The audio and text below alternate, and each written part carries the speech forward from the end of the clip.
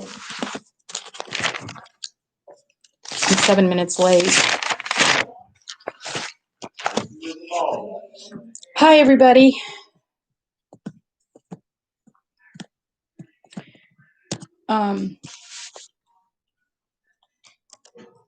First, I want to, online I saw a place called Cedar Point, and it takes all kinds of insurance, such as Humana, Cigna, Aetna, Blue Cross Blue Shield, and United Health. The number is 1-855-245-7951.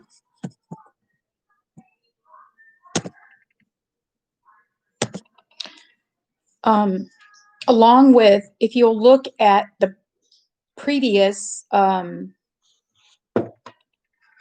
videos that I did, I think it was the first one, I listed in the comments all the different places and numbers for various help. One of them was a national hotline that actually can help you find the perfect place for you in your area. So go back to that first video and look at the comments that I left, and you'll find all kinds of numbers and different lines you can call. So I want to start by just talking about different kinds of substances. There are stimulants, such as cocaine, speed, nicotine.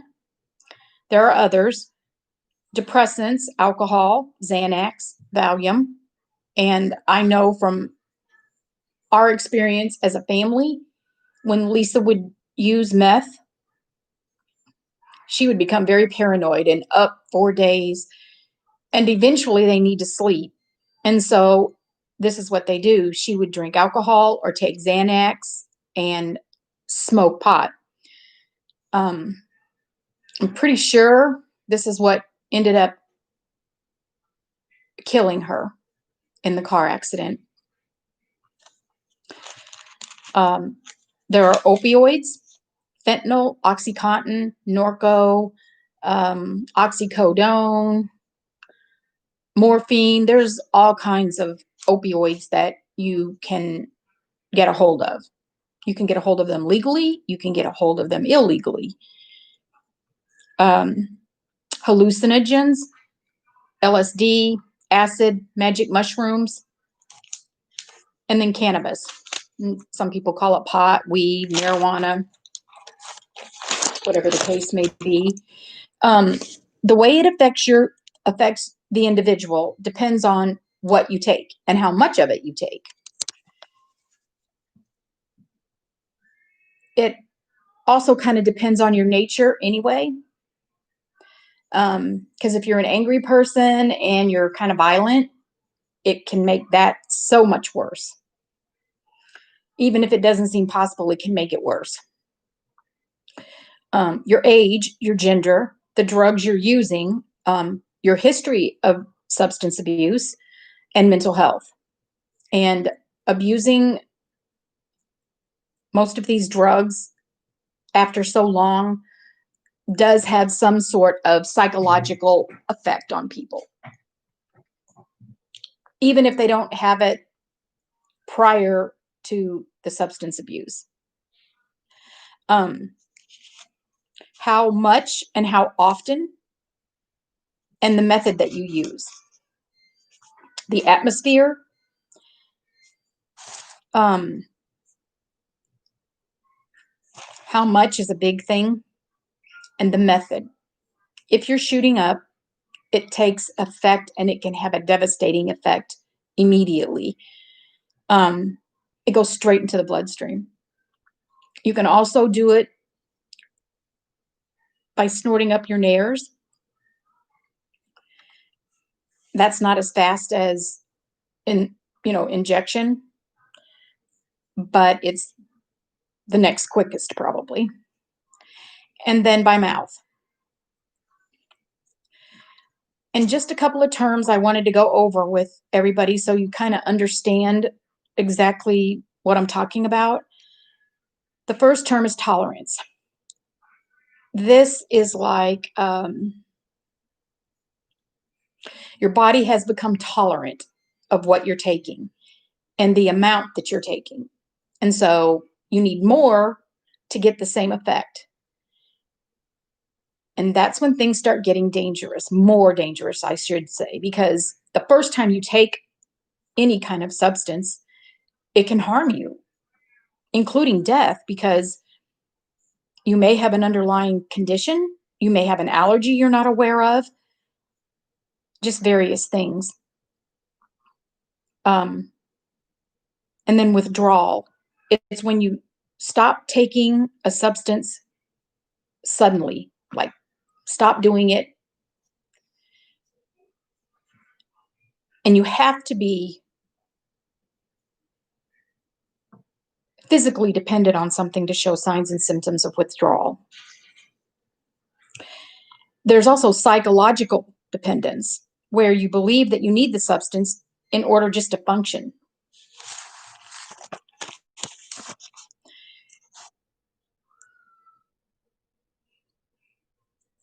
But that's still not physically dependent. Withdrawals happen with physically dependent. It's like, well, if you've taken so much of it and for so long and you are physically dependent on it, you're going to go through withdrawal symptoms. You're going to get sick if you don't take it.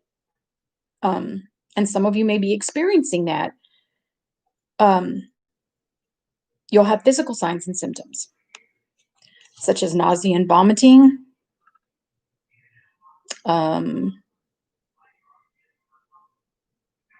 being sweaty and clammy, having seizures,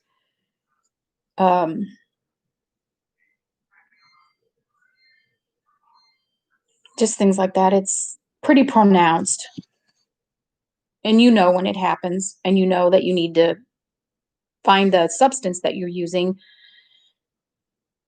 to feel better.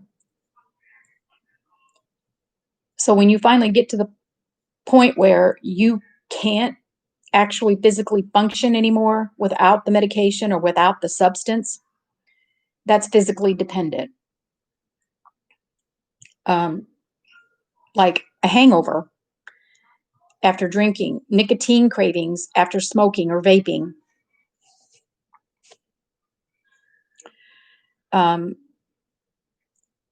That's why it's so hard to stop smoking. I had a physician tell me one time at work that he honestly felt like stopping smoking was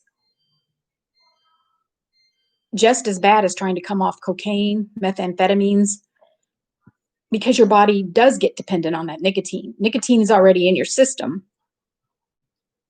But when you smoke, and you smoke frequently every day and do it for a long time, and those of you who've tried to quit probably understand how difficult that can be. It's not always easy. You have to have the want to stop. So, and heavy use. Some people will say, they're not addicted. They just kind of heavily use it. Well, it's when they're taking it in large amounts in a short time frame, and you'll notice they're having falls and accidents. They get violent. You have unwanted sex or other activity. You're binging. So addiction develops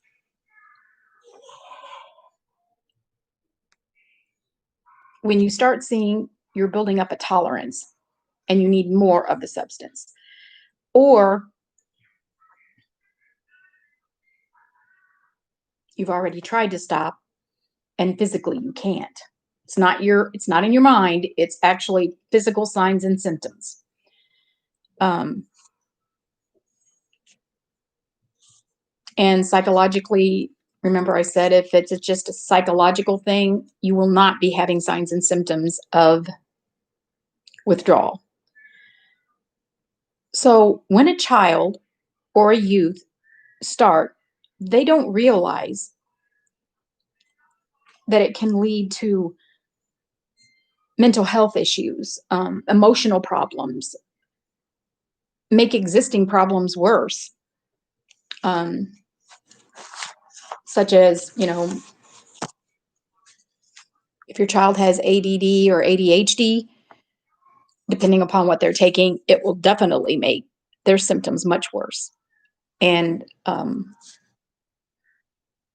in just a little bit, I'll explain some of the signs and symptoms or the changes that you'll see in someone. Sometimes it's just experimental when they start out. They want to fit in. They're just curious. They believe nothing's going to happen because someone's already told them, a friend, and maybe a friend's older sibling has said, not to worry, it won't do anything to you. It's not going to hurt you. And sometimes kids they really don't know that that's not true. And then there's social recreational use, which you use it to enhance a social occasion. You use it irregularly, infrequently, and it usually occurs when others are around. One really popular one for that is drinking and smoking. Regular use is when it actually becomes a part of your life, your everyday life. You'll develop tolerance and or dependency. Problematic use is negative consequences in your life of much of the time. Tolerance and dependency. If you're doing that, then you will become addicted. And you will start having withdrawal signs and symptoms when you try to stop and not take any more of the drug, just suddenly stop it. The different forms of things, and this is probably not an entire list of things, but methamphetamines, inhalants, heroin, hallucinogens, which I said earlier, like LSD, mushrooms, I don't even remember what the other one was, but also ecstasy. This medication or this drug can kill somebody.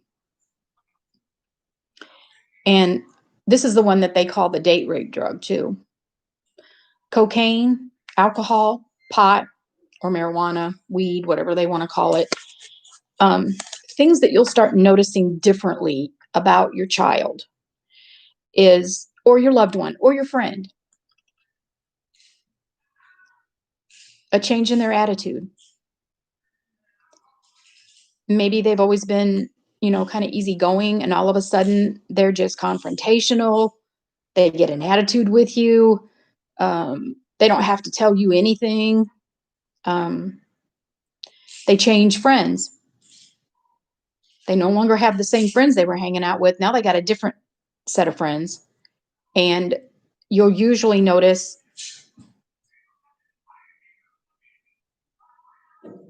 things about them too. And depending upon how bad it is, like, grooming, attitude, you'll see the same thing in them if they're far gone. So you'll see a change in activities that they participate in or their hobbies. Their grades will drop. After so long, their grades will drop. They'll be in trouble at school. Maybe they're getting expelled or suspended or having to stay after school. Um, and then again, like I said, a change in their grooming. They don't bathe as frequently. Um,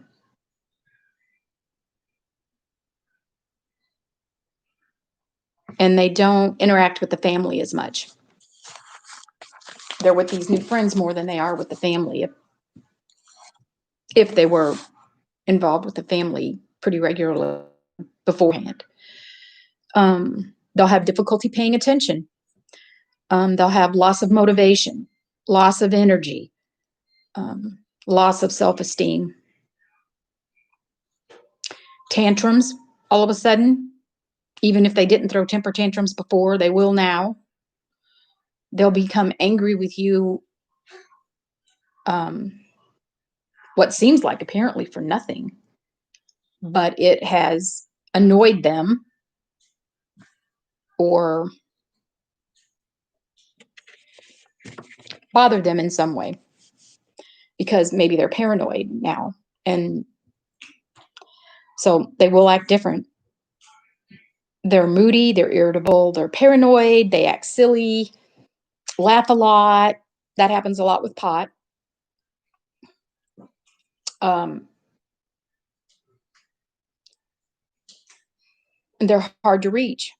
They don't answer your calls. You leave messages, they don't answer those. You text them, they don't answer that. They're very secretive. They may be getting traffic tickets more. Maybe they've had a car accident. Doesn't mean that always just because they're having a car accident that it's from drugs, but you will see that as the drug abuse gets worse because their coordination is not right. All of a sudden, maybe they'll have an unexplained need for money, change in their appetite. These are physical signs and symptoms now, but they'll have a change in their appetite. Their gait's not steady. They kind of walk funny and lose their balance. They'll have sleeping problems, up for days, not sleeping, red, watery eyes, large pupils. That does happen with a lot of drugs. I know from Lisa that it does happen from methamphetamines, and can't remember. I think there was another one that she said she used. I can't remember what it was, but it also made her pupils dilate. And there's probably several that do that. They'll have a puffy face, a runny nose, a hacky cough, needle marks. But people are getting a lot smarter about that, unless there's somebody that has no experience and whoever they're with and experimenting with has no experience. But if they've gotten to be friends with someone who's very experienced, you won't see the needle marks.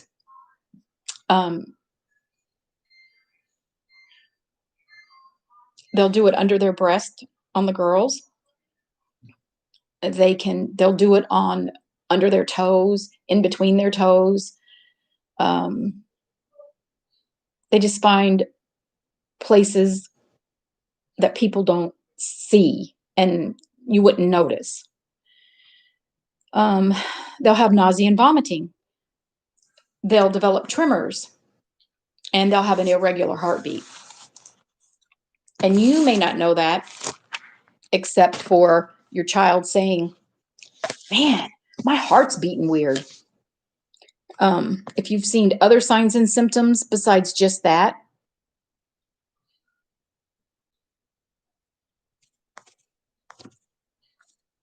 I have something I want to go over too. Oh, these were signs and symptoms that a youth is using drugs in a risky, harmful way, especially with youth. They're using it to deal with negative moods they're having. Because substance abuse could be going on in the home already, or they have a sibling who's using, um, a relative who's using, a friend at school who's using, or a friend at school who has an older sibling that's using. There's so many different scenarios. Um, they're using it daily because they don't understand the consequences. Using before or during school or work, it's very problematic. You'll see your teen or young adult child struggle to hold a job, because if they're using and going to work, or use while they're at work, they'll start having accidents at work. Something will happen eventually at work. They'll be late all the time. Something's going to happen that causes work to notice. And a lot of times, if they have an accident, the job wants to do a drug screen. So, and then they find out they're using some sort of substance, including alcohol. If they're using while driving or during physical activities, it can harm them even before they drive, and then they drive, which is what happened to my daughter. My daughter, one of my kids said, "Mom, you know why she had all three of those in her system, right?" And I did. And she said, she'd been up for days. Well, I didn't know that. She hadn't shared that with me. She didn't usually. When Lisa was using drugs, and she was supposed to see me the day before on Sunday. But when she was using, she wouldn't call me. She wouldn't respond to my calls. She did not want me to hear her or see her. She didn't want me to know when she was using. Even though for a while she was coming around and her speech was so slurred. And it was during a time when she was using a lot of narcotics. She would get narcotics and she would sell them to get money. And the only way I found that out is because she actually took drugs from my husband and mine home and sold them.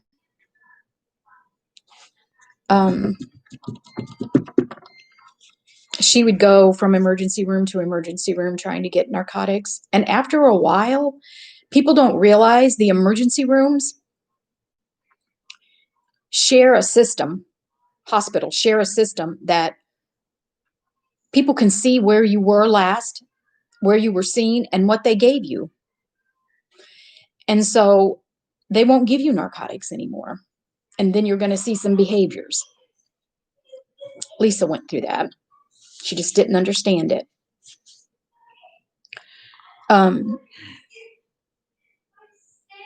That's serious. It really is.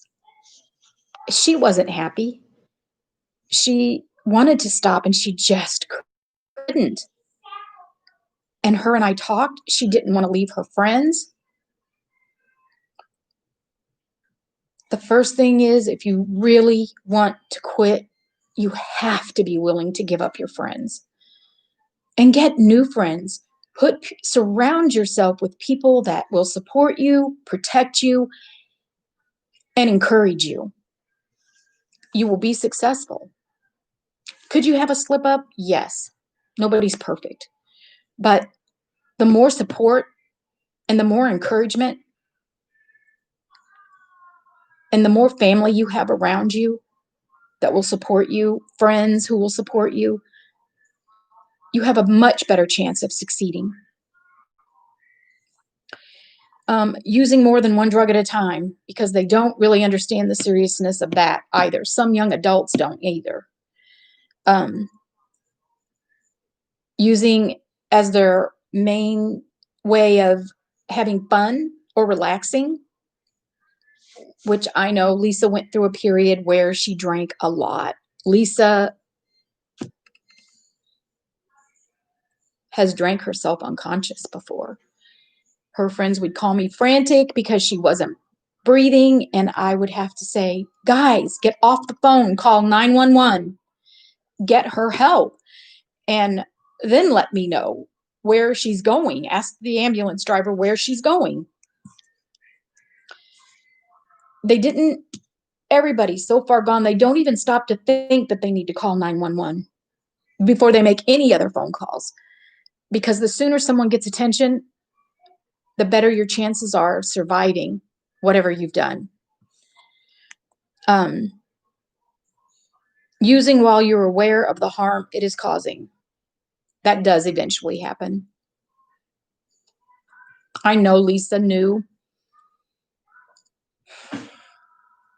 what she was doing was not healthy and was hurting her. And I just don't think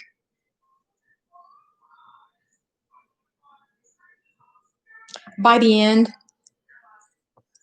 Lisa didn't even know how to stop. I think she thought that she wouldn't survive not using it. And that's not true. If you get help and you go through a recovery program, recovery is lifelong. There's no way to stop that. An alcoholic is always an alcoholic.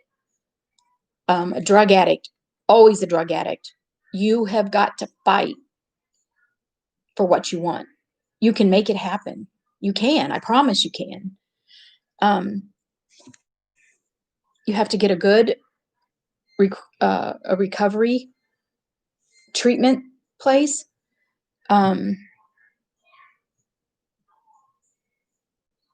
So your loved ones and your family your family members, other loved ones, friends, those at the recovery establishment, they can all help encourage you to make healthier choices with eating, about your smoking, and a doctor can help you with not smoking. They have several different medications that can help you stop, including patches that start with a higher dose and come down gradually to a lower dose to help you get off, because you're actually just craving the nicotine. And if they do that and you do it the way you're supposed to, and be compliant, it will work. You have to explain the dangers of driving after drinking or using substance. Young people, even older people, drink, and they don't do it all the time. They just do it periodically. But every time they drink too much. Not healthy. It can still hurt your internal organs horribly. So you just encourage them. Call an Uber. Take an Uber to where you're going, so you have to call an Uber to go home, or a taxi. Call someone who is willing to come and get you home safely. Show how to turn down offers to use substances without feeling embarrassed. Help them figure out ways to say no thank you. You don't have to be insulting. You don't have to be rude. You don't have to be ugly to them. You just have to be able to say, you're not interested in that. Teach them what to do if something goes wrong. Even people that are addicted. Better to start those things beforehand, letting them know what will happen. But asking them to get you to give them a ride home from a party, or taking a taxi home from a concert, calling an Uber. Be open and loving. You don't have to be confrontational. You don't have to be angry. You don't have to be, what's the word? You